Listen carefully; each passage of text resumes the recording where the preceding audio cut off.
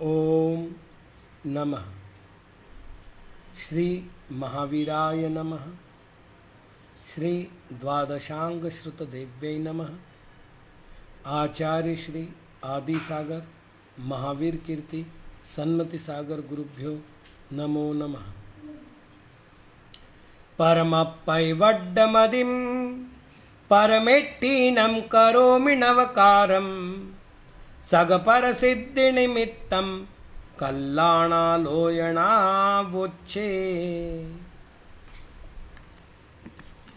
आज हम 22वीं गाथा की चर्चा करेंगे।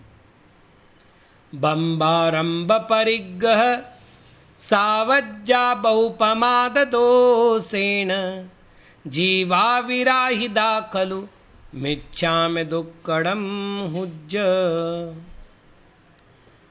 बंबारंभ परिग्रह बहुत आरंभ और परिग्रह रूप सावज्जा पाप के द्वारा तथा बहु अत्यंत पमाद दोषेण प्रमाद रूप दोष के द्वारा जे जो जीव विराहिया विरादित हुए में मेरा वह दुक्कडम दुष्कृत्य मिच्छा मिथ्या हुज होवे।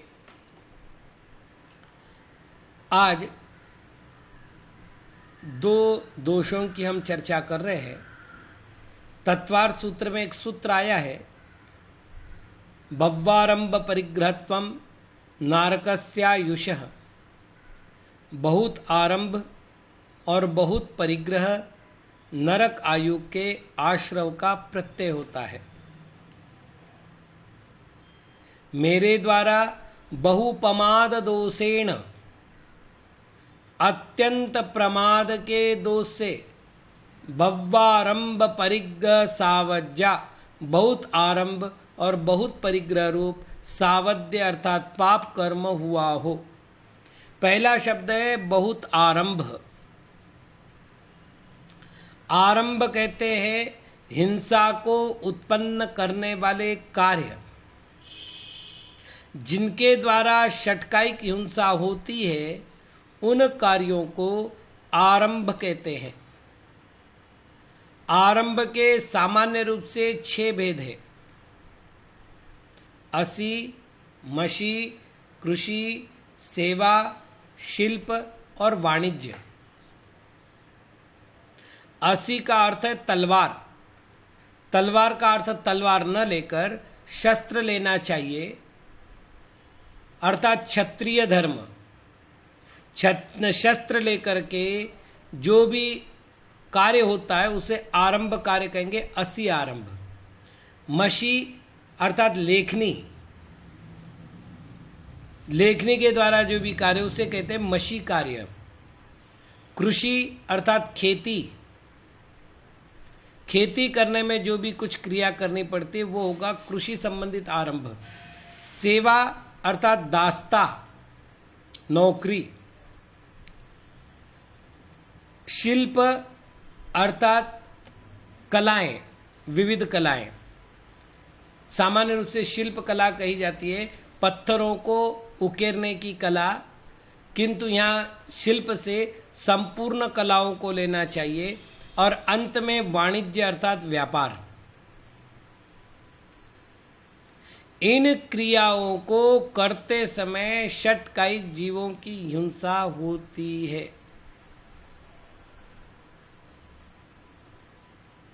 इन्हीं को आरंभी हिंसा कहते हैं। आरंभ को थोड़ा सा ठीक से हम समझ लेवे। आरंभ के 2 भेद हैं, एक धर्मारंभ और दूसरा पापारंभ। मुनिराज जो होते हैं वे धर्मारंभ से भी रहित होते हैं और पापारंभ से भी रहित होते हैं। वो धर्म के लिए भी हिंसाजनक कार्य नहीं करते और संसार के लिए नहीं करने का तो खैर साधु होने के नाते वो तो सहज ही बात सबको मालूम है। श्रावक पापारंभ को अल्प करता है और धर्मारंभ को अधिक करता है। अभी उल्टा हो गया है। कुछ कुतार्किकों ने धर्म की क्रियाओं में हिंसा की बहुलता बताकर उन क्रियाओं का लोप करने का प्रयत्न किया है।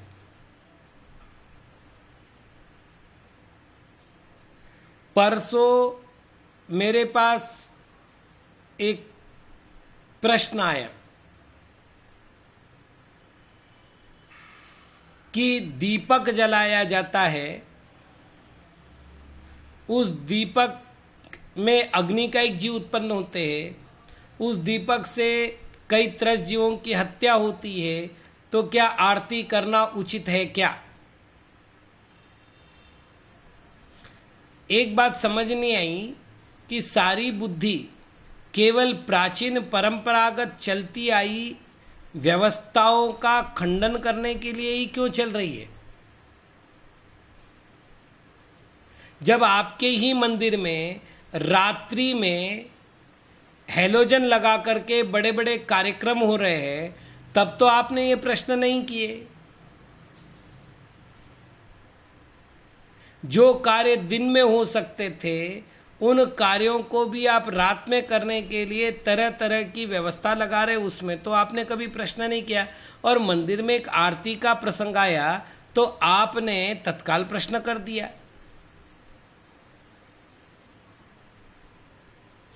इसके लिए हम तो एक ही बात कहते हैं, विनाश काले विपरीत बुद्धि। अच्छे कार्यों में उसी व्यक्ति का मन नहीं लगता, अच्छे कार्यों का वही विरोध करता है जिसका दुर्गति का बंध हुआ हो।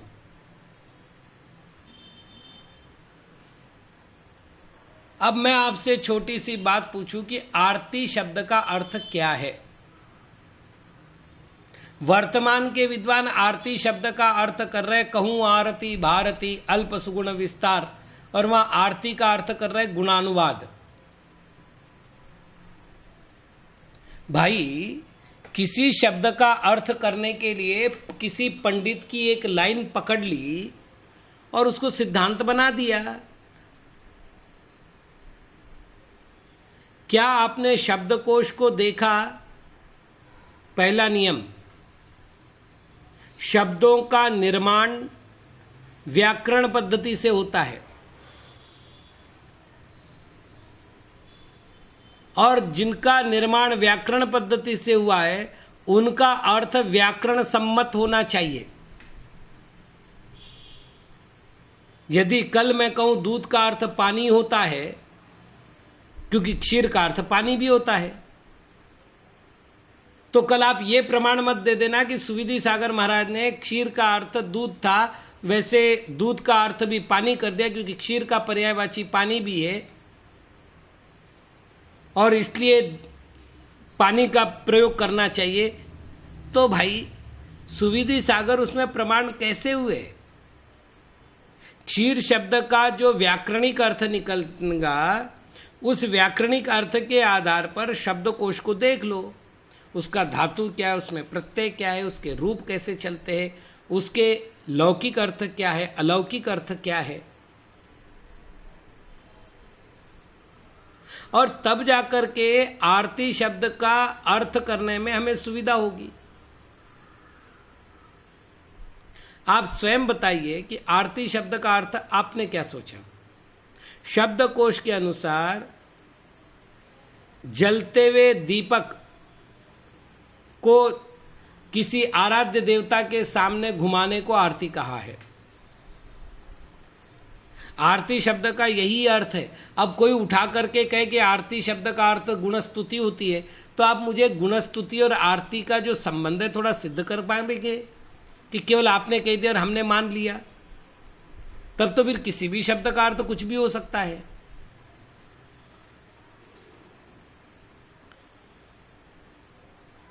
यदि आचार्यों को दीपक में हिंसा ही माननी होती, देखिए जो भी परंपरा हमारी चल रही है उसके पीछे हमारे पास आधार है, वो है पूर्वाचार्यों के ग्रंथ। तो अष्टद्रव्य की जो नामावली है वो पूर्वाचार्यों के ग्रंथों में मिलती है। जब पूर्वाचार्यों के ग्रंथ में अष्टद्रव्य की नामावली मिलती है तो उसमें दीपक भी मिलता है। ये बात अलग है कि आप दीपक की जगह पीले चटक चढ़ा रहे हैं, दीपक की जगह और कुछ चढ़ा रहे हैं, आप क्या कर रहे हैं ये प्रश्न नहीं है।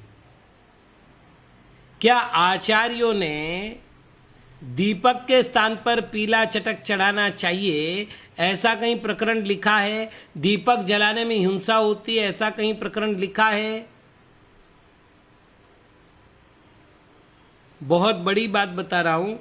5वीं शताब्दी के महानतम आचार्य पूज्यपाद महाराज शांति भक्ति में विद्या भैषज मंत्र तोय हवनैर याति प्रशांतिम यथा, इस शब्द का प्रयोग करते हुए कह रहे हैं विद्या भैषज यानी औषध, विद्या भैषज मंत्र तोय अर्थात मंत्रित जल, हवनई हवन इससे वो दूर होता है, ये शब्द का प्रयोग करते हैं। अब मुझे बताइए बिना अग्नि के हवन हो सकता है क्या? पूज्यपाद महाराज को हिंसा का लक्षण नहीं मालूम?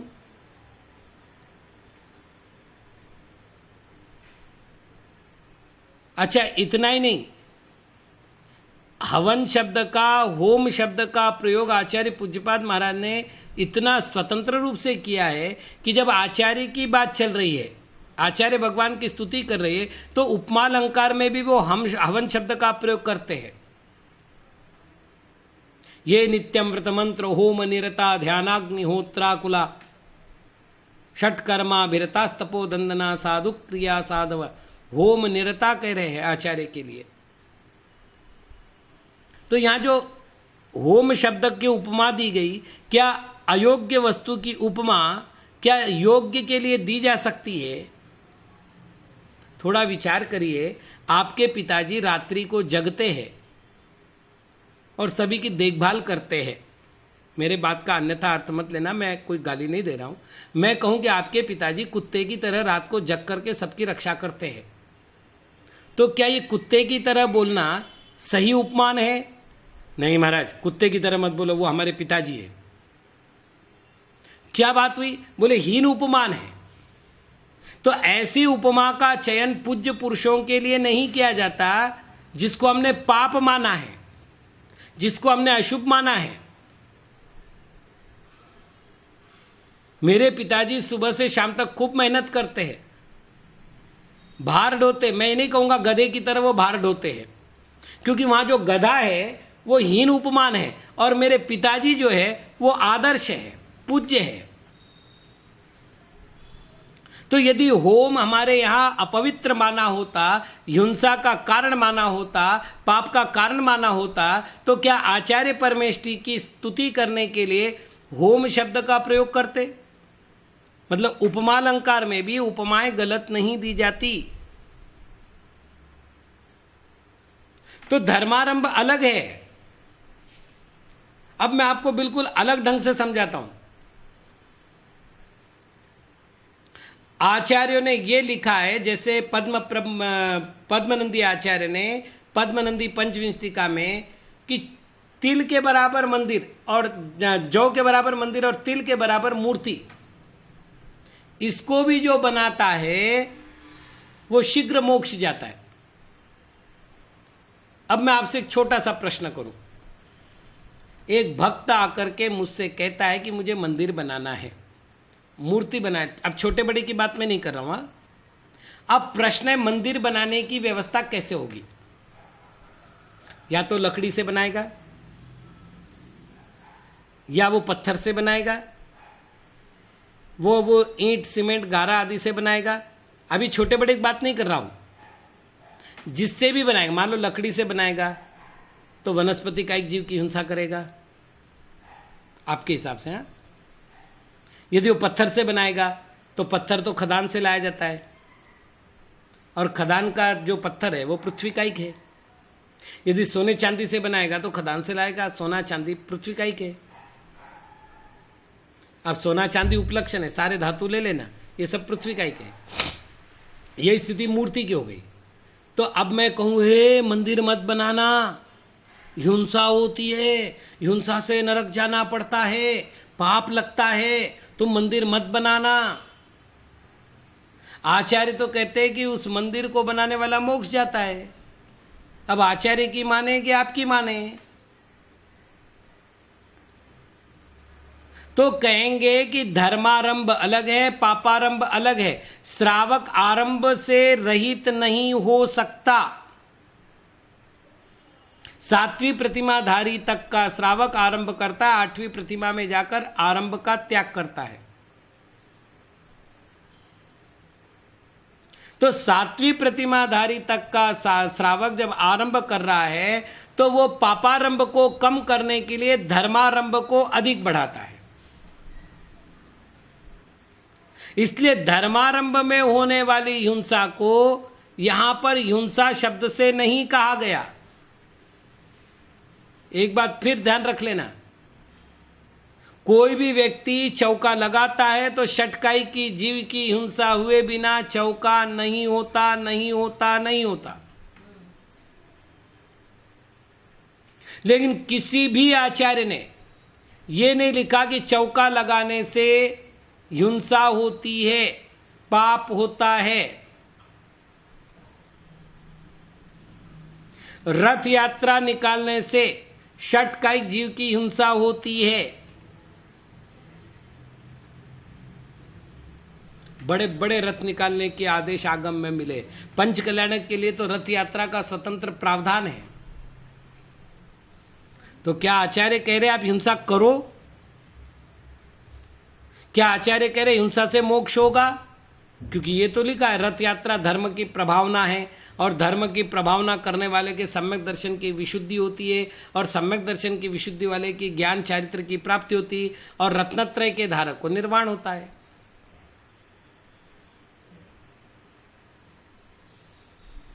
तो एक बार पहले निर्णय कर लेना कि इधर के बहुत से आरंभ छोड़ने के लिए इधर एक आरंभ पकड़ने की बात आचार्य ने की है। यदि आप घर में हैं, पापारंभ कर रहे हैं, तो पता नहीं कितने सारे आरंभ कर रहे हैं। आप उसके स्थान पर मंदिर में बैठे अष्टद्रव्य हाथ में लेकर बैठे हैं, और उस अष्टद्रव्य के संबंधित जो भी आरंभ था वो करके आप एक थाली से दूसरे थाली में डालते हुए भावना भा रहे हैं, जिनेंद्र भगवान की आराधना कर रहे हैं, जिसको हमने पूजा अर्चना वगैरह वगैरह नाम दिए। तो वो आरंभ कम करने का उपाय है, इसलिए उसको हिंसा नहीं कहा। अपनी अपनी भूमिका में है। यदि साधु हो तो हिंसा कहा है? यहां की बात कर रहा हूं मैं, श्रावक की केवल। तो यहां जिसको हिंसा कहा गया है, यहां जिसको आरंभ कहा गया है, वो है इधर का आरंभ।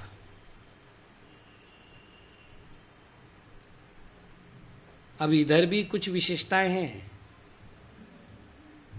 हाँ, इधर भी कुछ विशेषता है। सम्राट खारवेल ने कलिंग जिनको वापस लेने के लिए पूरा एक युद्ध किया है।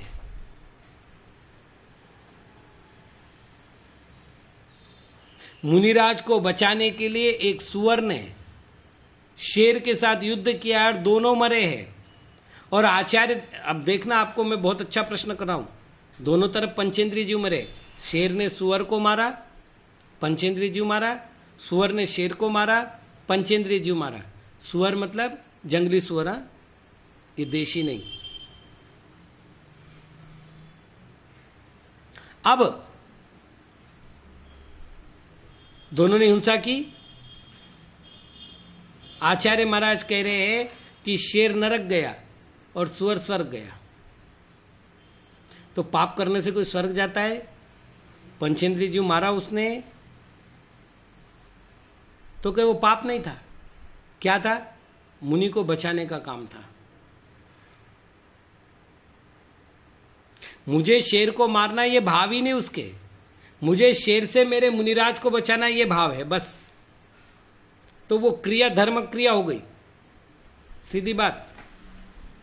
अगर ये व्यवस्था नहीं लेंगे आप, तो हिंसा अहिंसा के बीच की सीमा रेखा ही समाप्त हो जाएगी। फिर सीमा रेखा पर खड़े होकर राष्ट्र की रक्षा करने वाले सैनिक हिंसक हो जाएंगे, और कसाई में और सैनिक में कोई अंतर नहीं रहेगा, क्योंकि कसाई भी पंचेंद्रिय जीव को मार रहा है और वो सैनिक भी पंचेंद्रिय जीव को मार रहा है। लेकिन कसाई नहीं मारता हुआ भी हिंसक है। मेरे शब्दों पर गौर कीजिएगा, कसाई जीवों को नहीं मार रहा है तो भी हिंसक है, और सैनिक वहां पर पंचेंद्रिय मनुष्य प्राणी को मार रहा है तो भी अहिंसक है। अब जैनाचार्य ने उसको कहा वो विरोधी हिंसा है। यदि वो ना करे तो राष्ट्र, संस्कृति, धर्म, मर्यादा सारे नष्ट हो जाएंगे। तो युद्ध न करने वाला सैनिक हिंसक है, युद्ध करने वाला सैनिक हिंसक नहीं है। ठीक से समझ लीजिएगा। यदि अंग्रेजों के विरोध में पहले ही युद्ध कर लिया होता या यवनों के विरोध में पहले ही युद्ध कर लिया होता तो वो समस्या नहीं होती जो आज हम भोग रहे हैं। आज जितने धर्मांतरण हुए हैं, जितने धर्म के नाम पर युद्ध हुए हैं, जितनी हमारी शांति भंग हुई है, संस्कृति का हरण हुआ है, इन पापों का भागी वो व्यक्ति है जिसने उस समय युद्ध न करके उनकी साथ दी है। वो अहिंसक नहीं था। सच तो वो है कि वो क्षत्रिय नहीं था, धर्म विहीन था। मुनि होंगे तो उपसर्ग सहन करेंगे, वो कहेंगे मार दे भैया तेरे क्या, अब मैं तो शरीर तो नश्वर है, मैं तो जाने वाला हूं। लेकिन जिनका आरंभ का त्याग नहीं है वो युद्ध करेंगे और युद्ध करके रक्षा करेंगे। और यदि रक्षा नहीं करने का प्रसंग आया, मेरे से एक प्रश्न किया गया था कि रानी पद्मिनी आदि ने जौहर किया, उन्होंने आत्महत्या की कि नहीं की? मैंने कहा मैंने तो नहीं सुना कभी कि उन्होंने आत्महत्या की। जौहर किया ये तो सुना है, आत्महत्या की ये नहीं सुना है। बोले आत्महत्या में और जौहर में क्या अंतर है? आखिर अग्नि में कुंड में कूद करके उन्होंने जान दी है। मैंने कहा ये आपको दिख रहा है, मुझे दूसरी बात दिख रही है कि जिस अलाउद्दीन खिलजी ने इसलिए युद्ध प्रारंभ किया था कि रानी पद्मिनी को हासिल करना है, यदि वो युद्ध के बाद आकर के रानी के शील पर हमला करता तो रानी अपने आप के धर्म को, मतलब शील धर्म को, सतीत्व को बचाने में असमर्थ होती। इसलिए सतीत्व बचाने के लिए उसने प्राणार्पण किया है, तो उसने धर्म पालन किया है, हिंसा नहीं की है, आत्महत्या नहीं की है। गलत ढंग से मत सोचिएगा।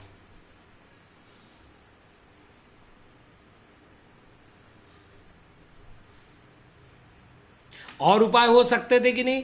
बिल्कुल हो सकते हैं, लेकिन उसने किया हुआ उपाय सर्वथा गलत नहीं है, क्योंकि जितनी बुद्धि होती है, जितने आसपास का परिवेश होता है, आदमी की उतनी सोच होती है, उससे आगे की नहीं सोचता। तो हम जब भी हिंसा की चर्चा करें, वहां पर दो बात करें, जिसमें विषयानुराग हो उसके लिए होने वाली हिंसा को पापारंभ कहते हैं, और जिसमें धर्मायतनों की व्यवस्था की बात हो उसको कहेंगे पुण्यारंभ या धर्मारंभ। यहां जिस आरंभ की चर्चा है वो पापारंभ की है, क्योंकि आगे कह रहे सावज्जा, और ये सावध्य ने पाप किस कारण से हो रहा है? बहुपमाद दोषेण। प्रमाद, ये सारे कारण दिए, ऐसा ही नहीं बोल रहे हम लोग, कारण दिए। प्रमाद के दोष से बहुत आरंभ रूप पाप हो रहा हो तो। अब दूसरी चर्चा, परिग्रह। सामान्य रूप से मूर्छा को, आसक्ति को परिग्रह कहते। मूर्छा का अर्थ आप जो करते वो नहीं है। सर्वार्थ सिद्धि में मूर्छा शब्द का अर्थ किया है ग्रहण, संरक्षण और प्रयोग आदि के लिए जो कुछ आरंभ कार्य होते हैं उसको मूर्छा कहा है। उसके लिए जो प्रयत्न विशेष होता है उसको मूर्छा कहा है। बाह्य परिग्रह और अभ्यंतर परिग्रह के भेद से परिग्रह के दो भेद है।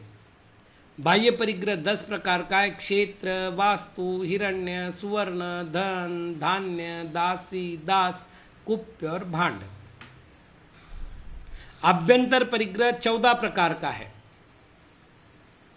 मिथ्यात्व 1, हास्य, रति, अरति, शोक, भय, जुगुप्सा, स्त्रीवेद, पुरुषवेद, नपुंसक वेद, ये 9 वेद, ये मतलब 9 कषाय 10 हो गए, और 4 क्रोध, बाध, मायालोभ रूप कषाय।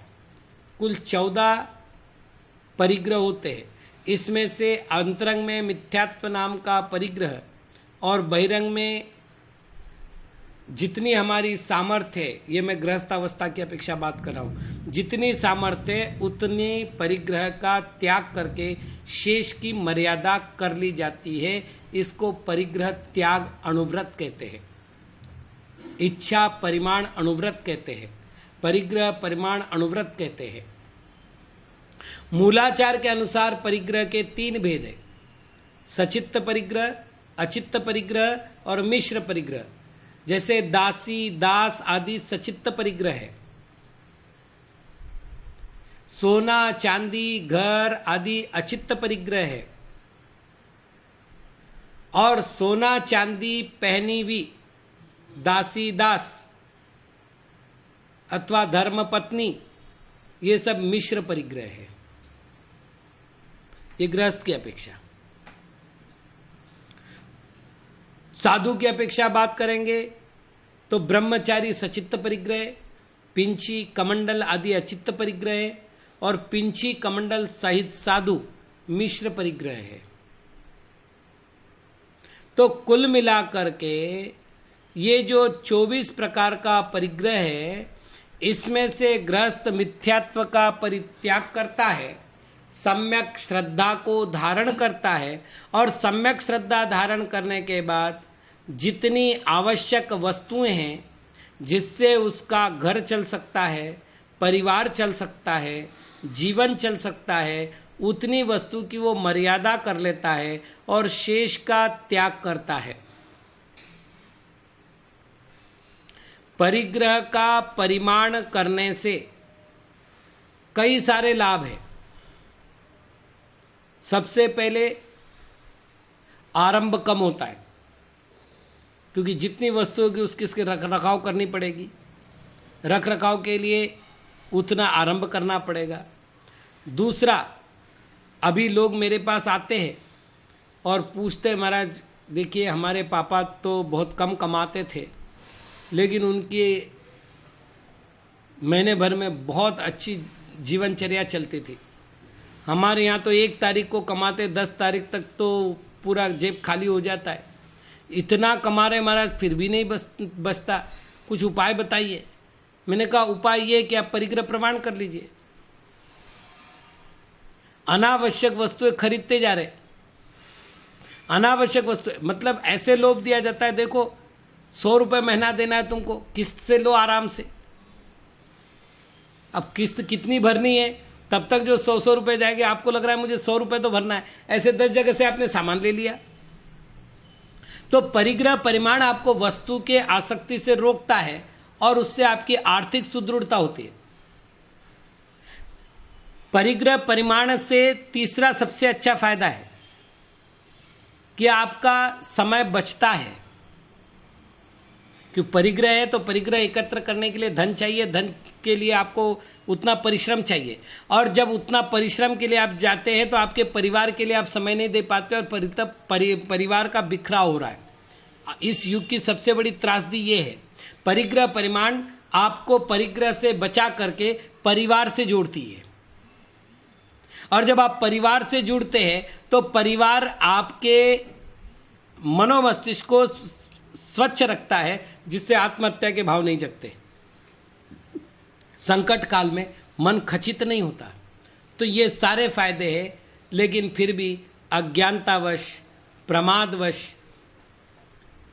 मैंने बहुत आरंभ और बहुत परिग्रह रूप पाप किए हैं, और उस पाप करते समय मेरे द्वारा जीवा विराहिदा, मेरे द्वारा जीवों की विराधना हुई है। हे प्रभु, ये जो कुछ मेरे द्वारा पाप घटित हुआ है, मुझे आज ज्ञान हुआ है, उस ज्ञान के आलोक में मैं देख रहा हूँ कि मैंने जो किया है वो उचित नहीं किया है, अतः मिच्छा में दुक्कड़म हुज्ज, मेरे द्वारा जो जो दोष हुए हैं आरंभ संबंधित, परिग्रह संबंधित, मेरे वे सारे दोष मिथ्या हो जाए, दूर हो जाए। ओम नमः।